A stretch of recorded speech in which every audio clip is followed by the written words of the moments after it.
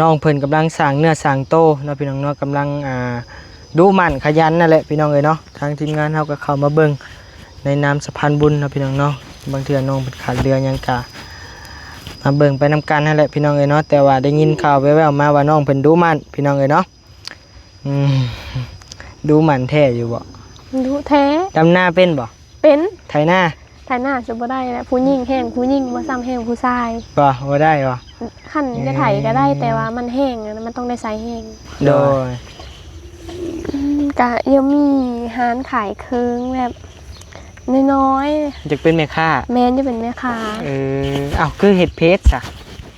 ตอนนี้ยังบ่ได้เป็นก็เลยเฮ็ดเพจไปก่อนก็เรียกว่าอยากอันนั้น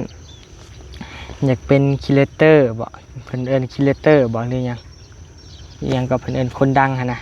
ก็จะเป็นคือกันอันนั้นก็แต่ว่ามันก็น่าจะเป็นไปบ่ได้ดอกมันมีคำจะสิไปตั้งอยู่ไสอยู่เฮือนใหม่เพราะว่ามันติดทางนะติดทางเข้ามาบ่ทางอยู่พุ่นมันไปทางบ้านหนองบูแล้วมันติดทางไปโดยแล้วมันก็บ่เป็ดหิวข้าวแล้วหั่น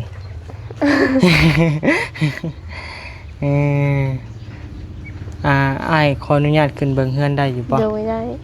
ไปเอาขึ้นเลยกระเบนแต่เก้าพุ่นยังก็กระเบนช่วยเข้าแต่เก้าตั้งแต่รุ่นปู่รุ่นยาแม่นอยู่จนฮอด100 ปีแล้วอันนี้ได้แม่นปอ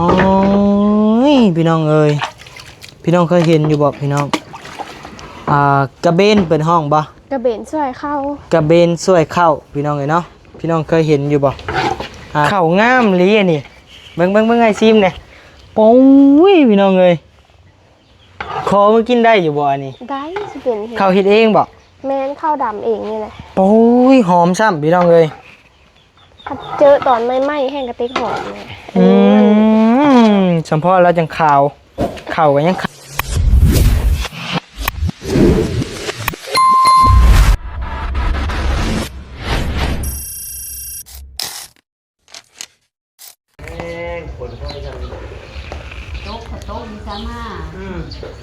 พี่น้องเอ้ยกราบทักทายสบายดีเด้อพี่น้องทักทายสบายดีอยู่บรรยากาศชนเผ่าผู้ไทยเด้อพี่น้องเด้อเนาะมาเยี่ยมมายามเบิ่งทางพี่ก่อนพี่น้องเอ้ยเบิ่งมาบ่เคยมาจักเทื่อแหละพี่น้องเอ้ยเนาะมาเยี่ยมมายามเบิ่งก่อนมีทางอ้ายใหญ่ใจดีเพิ่นนำพามานะพี่น้องเนาะแล้วก็ทางบริชวนมาเนี่ยก็เลยว่าพากันทีมงานเฮามาเบิ่งทางนี้ก่อนเพื่อมีคนเพิ่นขาดเคินนะพี่น้องเนาะหรือว่ามีคนเพิ่นต้องการความช่วยเหลือแหละพี่น้องเอ้ยเนาะก็จังได้ก็จังว่ากันอีกเทื่อนึงนะพี่น้องเนาะยินดีต้อนรับเข้าสู่ช่อง YouTube บ้านนี้สะพานบุญเด้อพี่น้องเด้อเนาะมาพบมาพอกับบ้านนี้มื้อนี้พี่น้องเอ้ยนี่แหละบ้านซองเงินซ่านเพิ่นก็ได้พี่น้องเอ้ยเนาะประมาณนี้พี่น้องเอ้ยเป็นครั้งแรกเลยได้พี่น้องเอ้ยบ้านนี้มานะพี่น้องเนาะถือว่าอบอุ่นพี่น้องเอ้ยเนาะเงินเพิ่นสิเป็นสไตล์แบบสลับซับเปลี่ยนกันอยู่นะพี่น้องเอ้ยเนาะ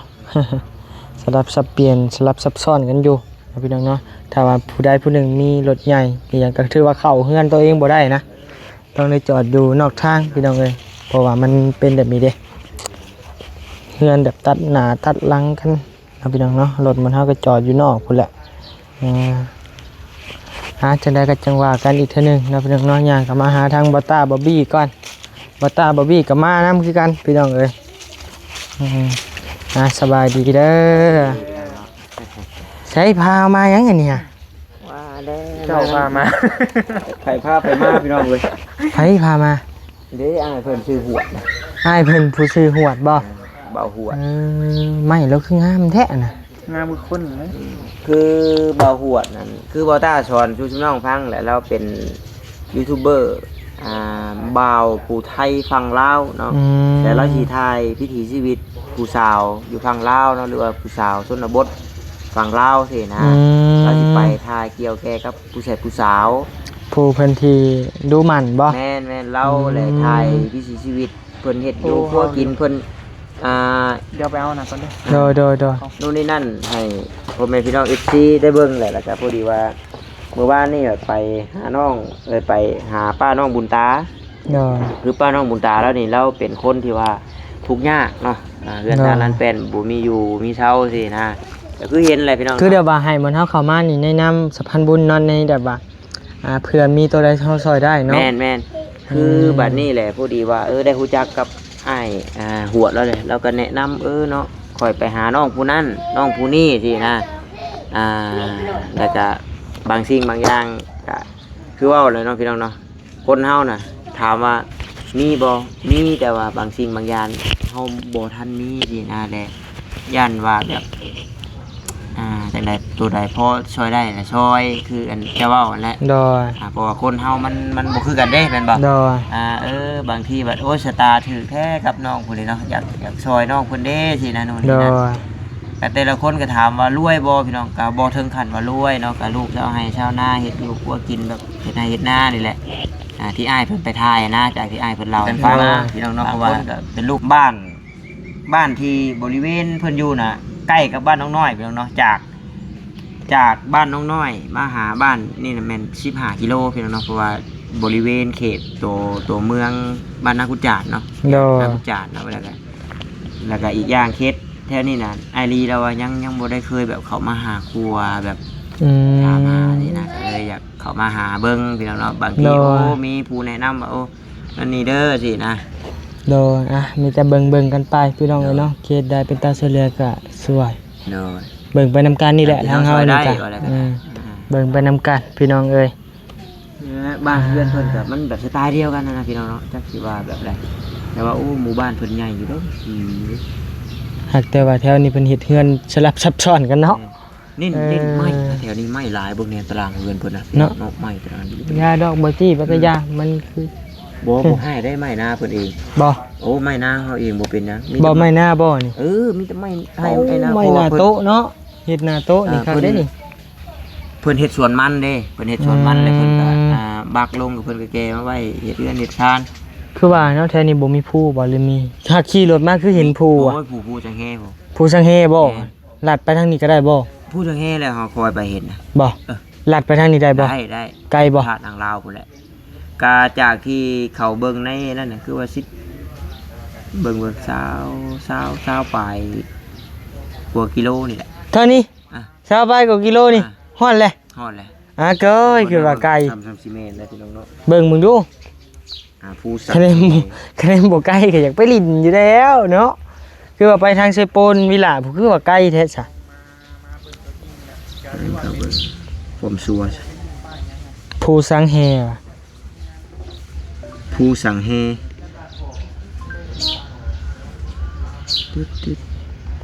เห็นบ่อยู่ไทยผู้เพิ่นว่า เส้นทางตัวใดละบาด รถจักรยานยนต์ ตึ๊บแต่ละบาทคือบ่ไปละบาทนั่นเป็นเบิ่งบ่เป็นทำไปแล้วเนาะก็บ่ไกลปานใดนะเนาะเห็นเขาบ่มีเพิ่นไปหาหนูหาหยังเรื่อยอยู่ อืม เห็นเพิ่นไปเรื่อยอยู่ บ่ ก็ตาก็เบิ่งบ่เป็นพี่น้องเนาะพระธาตุน้องหลอกนางลาวนี่แหละ เขียนเบิ่งประทัดนางลาวเมืองได้ถามมาให้เพิ่นนี่ก็ได้บ่เบิ่งก็ได้ถามมึงดูเจ้าสบายดีเด้อทางไอ้หวด พระธาตุนางลาวนี่ไกลบ่เพิ่นว่า อ๋อคันถ้าไปทางลัดกะ100 กว่า โอ้ ชาวบ้าน คันถ้าไปทางพวกนี้เซโปนี่หลายร้อยได้ ห่า เลยหอด ปานนั้นปานนั้นชาวลัก ชาว ชาวกว่าลักเฮ้ย อันนี้มันเป็นบ้านยังไง อันนี้บ้านหน้องเดิน บ้านน้องเดินเนาะเป็นแบบอ่ะ ใช้นี่จะพาคนไปใส่ พาไปทงหน้า พาไปทุ่งนา ก็ไปไถหน้าเด้อทุกคน เอาไม้น้ำข่อยเนี่ย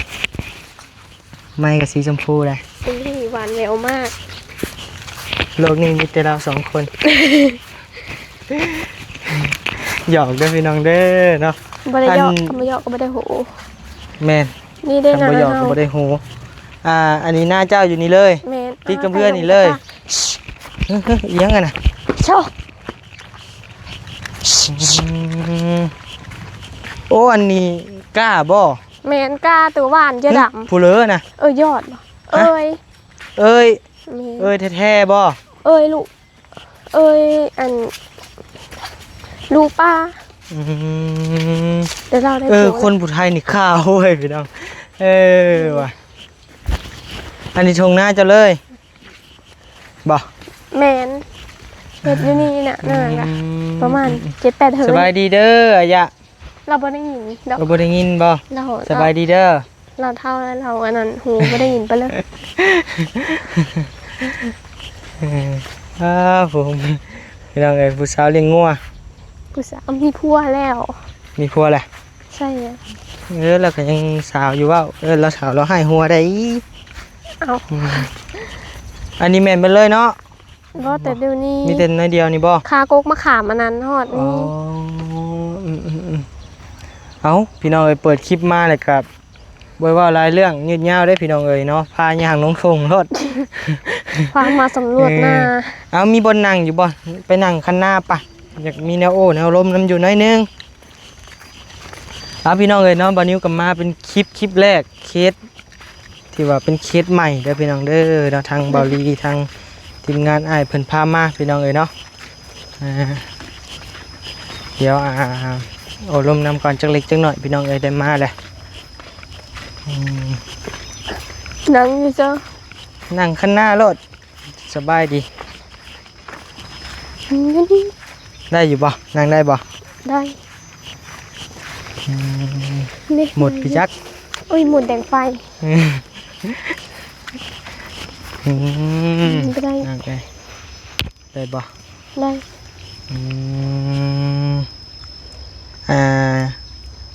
สาวยังเกาะจะซื้อยังเกาะ ซื้อหลิงบ้านหนองเดิน สาวอลิงบ้านน้องเดิน แมน ถือว่าเคยเห็นเห็ดเพจบ่ แมนเฮ็ดเพจฝากไปติดตามนี่เด้อ เพจชื่ออะไร เพจซื้อน้องหลิงสาวผู้ไทย น้องหลิง โตไทย สาวผู้ไทยภาษาไทย แมน ก็เป็นเคสหนึ่งที่ว่าทางอ้ายหวดนะพี่น้องเนาะเพิ่นได้แนะนำให้ทางบานิวมานะพี่น้องเนาะเป็นเคสหนึ่งที่ว่าน้องเพิ่นกำลังสร้างเนื้อสร้างโตนะพี่น้องเนาะกำลังดูหมั่นขยันนั่นแหละพี่น้องเอ้ยเนาะทางทีมงานเฮาก็เข้ามาเบิ่งในนามสะพานบุญนะพี่น้องเนาะบางเทื่อน้องเพิ่นขาดเรือหยังกะมาเบิ่งไปนำกันนั่นแหละพี่น้องเอ้ยเนาะแต่ว่าได้ยินข่าวแว่วๆมาว่าน้องเพิ่นดูหมั่นพี่น้องเอ้ยเนาะดูหมั่นแท้อยู่บ่ ดูแท้ ดำหน้าเป็นบ่ เป็น ไถหน้า ถ่ายหน้าจะบ่ได้แหละผู้หญิงแห้งผู้หญิงบ่ซ้ำแห้งผู้ชาย บ่ได้บ่ ขั้นจะถ่ายก็ได้แต่ว่ามันแห้งอะมันต้องได้ใส่แห้ง โดยอลิงนี่จักปีแล้ว ห้าน่ะ15ย่าง16 15เยอะเข้า16 เดือนใดเข้า16 ปีหน้า ปีหน้า เขา เดือน เกิด ใด เดือนสี่ โอ้ ปีใหม่ เดือน4อ้อมมาปีใหม่เดือน4พุ่นแหล้วเนาะจัง46เนาะ 16เต็มแม่ ถือว่าอันนี้เป็น15เต็มนะเนาะ แม่น พี่น้องเอ้ยกาเข้ามาเบิ่งนะพี่น้องเนาะมาเบิ่งไปนำกันนี่แหละความดูหมั่นขยันเพียรเพิ่นวิถีชีวิตชาวผู้ไทยเด้อพี่น้องเด้อเนาะ พี่น้องเอ้ยเพจเจ้านี่เฮ็ดเกี่ยวกับหยัง เกี่ยวกับถ่ายตัวเองลงแต่ละมือเลย อ๋อเว้าง่ายเป็นแบบลิ้นๆเนาะ แม่น สร้างรายได้ได้หรือบ่ สร้างรายได้ได้แล้ว แต่เงินบ่จะขึ้นไปเลย เงินบ่ขึ้น ขึ้น วิว อยู่ บ่ แต่ ขึ้น มันบ่หลาย วิวบ่ขึ้น ยอดวิวก็บ่ขึ้นไปเลย คือว่าแหละเนาะเพจมันรายได้มันบ่อยากปานใดคือแบบล้านวิวเฮาก็ได้อยู่ประมาณ40เนาะได้บ่ บ่เคยฮอดล้านวิวจักเทื่อ บ่ฮอดบ่ อืม กานี่แหละพี่น้องเอ้ยเนาะเป็นสาวน้อยขึ้นใหม่เนาะพี่น้องเนาะกำลังอีหยังกำลังสร้างโตเนาะพี่น้องเนาะกาพากพ่อแม่พี่น้องนี่เด้อเนาะพิจารณาเบิ่งเนาะพี่น้องเนาะณตอนนี้ก็เฮ็ดเฮือนบ่ แม่นเฮ็ดเฮือนอยู่ทง เฮ็ดโดยตนเองบ่หรือว่า ครอบครัว โอ้ของครอบครัว ครอบครัวพ่อแม่ และเจ้าเฮ็ดเวียกหยังในแต่ละมื้อแต่ละวันนี่ ไม่เฮ็ดเพิ่นมีแต่ถ่ายคลิปลงเพจนั่นแหละ ความพันอยากได้หยังความพันอยากเป็นหยัง ความฝันบ่ เด้อ กะยังมีร้านขายเครื่องแบบน้อย อยากเป็นแม่ค้า ๆแม่นจะเป็นแม่ค้า อ้าวคือเฮ็ดเพจซะ เอ้าตอนนี้ยังบ่ได้เป็นก็เลยเฮ็ดเพจไปก่อน เออ ก็เดียวว่าอยากอันนั้นอยากเป็นครีเอเตอร์บ่เพิ่นเอิ้นครีเอเตอร์บ่หรือหยังอิหยังก็เพิ่นเอิ้นคนดังหั่นน่ะ ก็จะเป็นคือกันอันนั้นก็แต่ว่ามันก็น่าจะเป็นไปบ่ได้ดอก เคยบ่โพสต์ขายเครื่องลงในเพจ บ่เคยโพสต์ในเพจใด บ่ เพราะว่ามัน ยันว่าเฮ็ดสไตล์แบบเจนอมเคยเห็นบ่เจนอม เค ช่อย ง เห็น เราดัง ก็เห็นแต่ก็เก่งไดเจนม ๆบ่อยากเป็นคือเรา ก็ บ่ จะเป็นขึ้นเล่าอยู่ไดเราเป็นคนเก่งอยู่นะ เออแบบเรากล้าปากกล้าเว้านะ แม่น ครีเอเตอร์บ่เพิ่นเอิ้นอีหยัง มีสิมีเรามีเป็นเฮากะ อายุ15ปีเนาะกำลังสร้างเนื้อสร้างโต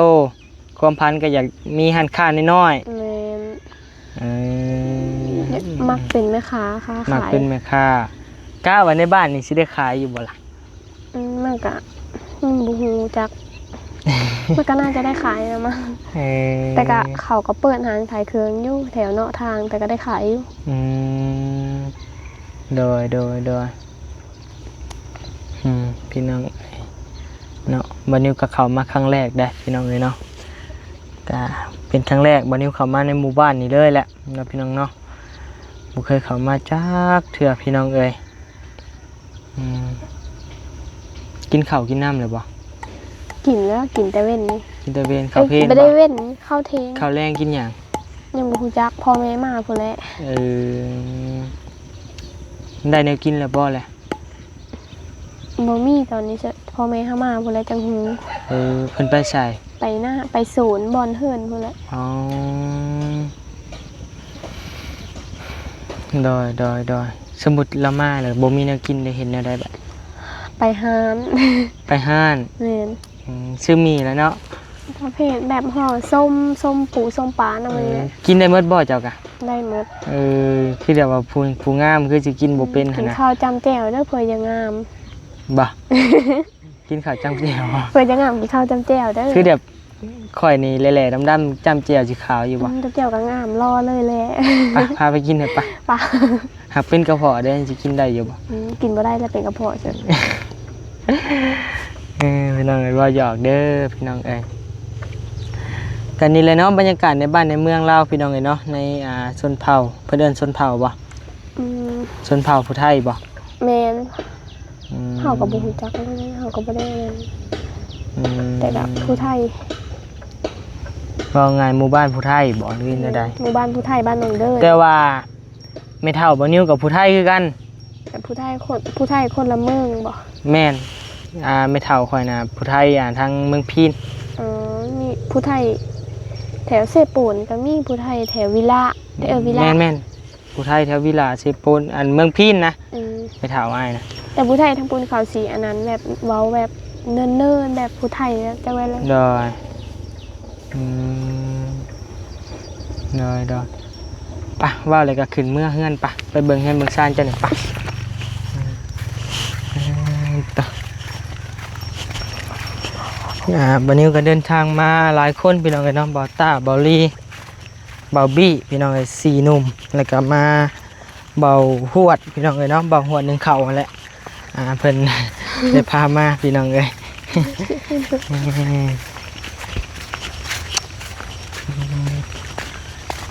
อันนี้แมน ก็ ขนาดก้าพี่น้องเอ้ยแม่นดำนี่แหละดำใส่ให้ชนะนี่แหละ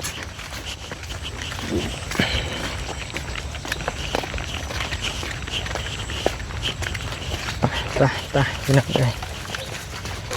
ไปพี่น้องเอ้ยหน้ากับเพื่อนกับใครแต่บุกใกล้กันปานใด แม่นาแคมบ้าน หน้าแคม แต่ บ้าน ลำบาก เล ตอย นดำนะ ฮะ ลำบากตอนด เป็นจังใด ำมันแคมบ้าน มัน น้ำ เข้ม ที่มันก็ไหลลงนั่นแหละ โอ้แมนว่าไงว่าความเหือะซะเนาะ แม่ น้ำอุจจาระพี่น้องไอ้เนาะมันไหลลงน้ำสักเครื่องสักผ้ายังไหลลงไปหมดหั่นแหละมันก็ลำบากตอนดำเนาะพี่น้องเนาะโอ้อันนี้บ่เฮือนชานเจ้า แม่ โอ้พี่น้องเอ้ย าต่อ อันนี้เฮ็ดเองได้เนาะนี่เนาะบ่มีขายได้เนาะนี่เนาะ ตั้งแต่เก่าแต่แก่ผู้ โอ้โดยเป็นขาไม้กระตาดได้พี่น้องเลยเนาะสมมุติอันเจ้ามีความพันอยากได้ห้านค้านี่สมมุติว่ามีเงินมีคำเจ้าสิไปตั้งอยู่ไส อยู่เฮือนใหม่ เฮือนใหม่ เพราะว่ามันติดทางอะนะ ติดทางเข้ามาบ่ ทางอยู่พุ่นมันไปทางบ้านหนองบูแล้วมันติดทางไป อืมโดย แล้วมันก็บอกว่า เป็ดหิวเข่าวแล้วหัน เอออ้ายขออนุญาตขึ้นเบิ่งเฮือนได้อยู่ป่ะ โดยได้ ปะพาขึ้นเลยซะนอนจะค้นเฮือนนี่ 5 คน 5 คนอืม แต่ขอบ่เฮอถ่ายเฮาเท่านี้มัน6 ปะพี่น้องเอ้ยเดี๋ยวเฮือนซ่านพี่น้องโอ้ยอันนี้6บ่ แม่น เฮือนอ้ายกว่านี้ แต่มัน เออใช้นึ่งข้าว แม่นจะสุกแล้ว ชุกเลยช่วยเลยสินะพี่น้องเอ้ยแบบนี้เนาะเงินครัวผู้ไทยพี่น้องเลยเนาะชุกบ่ แม่นสุกแล้ว เอาใช้มือมาเบิ่งก่อนพี่น้องเอ้ยช่วยข้าวช่วยน้ำฮะ กระเบนแต่เก้าพุ่น เลี้ยงก็ กระเบนช่วยเข้าแต่เก้าตั้งแต่รุ่นปู่รุ่นยาแม่นอยู่จนจะฮอด100 ปีแล้ว อันนี้ได้ แม่น ปอยพี่น้องเอ้ยพี่น้องเคยเห็นอยู่บ่พี่น้องกระเบนเป็นห้องบ่ กระเบนช่วยเข้าก ระเบนสวยเข้าพี่น้องเลยเนาะพี่น้องเคยเห็นอยู่บ่พ่อแม่ FC ป้าลุงนี่ก็อาจจะฮู้แหละเนาะมันหลายผ้าหลายปีแล้วได้ แม่น หมดนี่พี่น้องเอ้ยโอ้เกือบฮอด100 ปีแล้วน้องเพิ่นว่าพี่น้องเอ้ย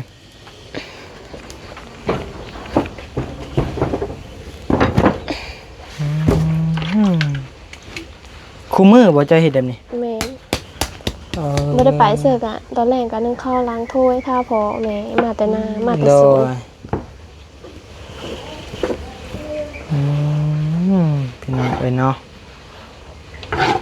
ข้าวงามอีหลีอันนี้เบิ่งไอ้ซิมเนี่ยโอ้ยพี่น้องเอ้ยขอมากินได้อยู่บ่อันนี้ ได้สิเป็นเฮ็ด ข้าวเฮ็ดเองบ่ แม่นข้าวดำเองนี่แหละ โอ้ยหอมซ้ำพี่น้องเอ้ย ถ้าเจอตอนใหม่ๆแห้งกระติกหอมแม่ เฉพาะเราจังขาวข้าวก็ยังขาวพี่น้องเอ้ยแซ่บซ้ำบ่นี่โอ้ขาวดีได้พี่น้องเป็นตาสะออนให้กว่าข้าวอันนั้นให้กว่าข้าวอีหยังเพิ่นเอิ้นข้าวข้าวของไทยอะนะพี่น้องเอ้ย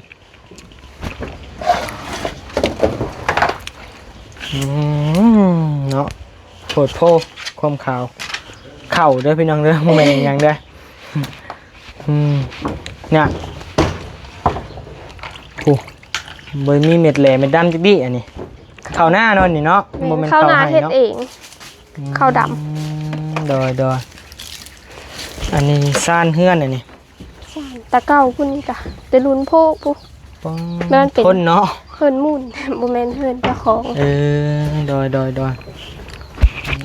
ใครแต่มีไฟฟ้าเนาะมันเป็นบ้านอยู่พี่น้องเอ้ยไปพี่น้องเอ้ยเดี๋ยวบัดนี้สิลงไปลุมก่อนเนาะจังใดก็จังว่ากันอีกทีนึงไปเด้อบัดนี้เด้อซื้อเมื่อปลาก่อน โดยทางปลอดภัยเด้อ โดย ให้มันอยู่นี่เอ้ย ฮะ ให้มันอยู่นี่ ก็อยากอยู่แต่น้องเพิ่นก็ยังบ่พร้อมที่มีแฟนหั่นนะ พร้อมอยู่วะ ยังเด้อตอนนี้นะแต่ว่ายังโสดจีบได้แต่คันที่เธอเอาน่ะเอาบ่ได้เด้อยังบ่เยอะได้ผู เอาซะ หยอกเด้อพี่น้องเด้อเนาะมาลายใหม่เนี่ยจากเมื่อปลาเด้อบัดนี้เด้อ เด้อเดินทางปลอดภัยเด้อ เด้อให้เมื่ออยู่อ่ะ เธอหน้ามายามดิงไม่เด้อเธอหน้า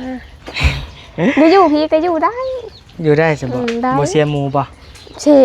เอ้า ให้คำหลายบาทพร้อมเด้ออยู่พี่นะ บ่ อืม ยายได้บ่อยู่ดอกสามเมื่อก่อน เลยขอบใจเด้อ แม่นซื้อบัตรเด้อ เลยขอบใจ จ้างเมื่อใจเด้อ โดย ม มื่อป้าก่อนบัดนี้บ๊ายบาย โดบ๊ายบาย จุบละ โอ้ยตาเอ้ยสิได้เมื่ออยู่บนเนาะบาดนี่ ยังไงดอก อ่ะสบายดีทีหนึ่งเด้อ สบายดีเนาะ โดย เอาเวียน เนาะ ขอไม้ได้น่ะ เวียนเอาไม้บ่ เวียนขอไม้ เฮาลืมเอาไม้ตัวในบ่หล่นเฮาให้เจ้าไม้ตัวใหญ่เฮาน่ะ ใช่นี่แหละ ไปเด้ออยู่ดีมีแห้งซั่นน่ะ โอ้ย โดยอยู่ดีมีแห้งเด้อ โดยบายบายสบายดีโดยไปพี่น้องเอ้ยทั้งบันนี้ขอโตวลำลาก่อนเนาะแต่ไหนก็จังว่ากันเนาะพี่น้องเนาะฝากพ่อแม่พี่น้องพิจารณาเบิ่งหน่อยเด้อพี่น้องเด้อเนาะเฮือนซันลำแป้งน้องเพิ่นกะเป็นเฮือนมูลเฮือนมั่งพี่น้องเอ้ยเนาะเฮือนน้องเพิ่นกะกำลังเฮ็ดอยู่แต่ว่ายังขาดเหลืออยู่เนาะพี่น้องเนาะจังไดก็จังว่ากันเนาะใช่ไม่บ่ เอาขอไม้เดี๋ยวเราเงิน เนี่ยวันจะต้องเฮาลืมแล้วได้ว่าติดใหม่ใช่ไหม อ้ายวันน้อง ไป เดี๋ยวก็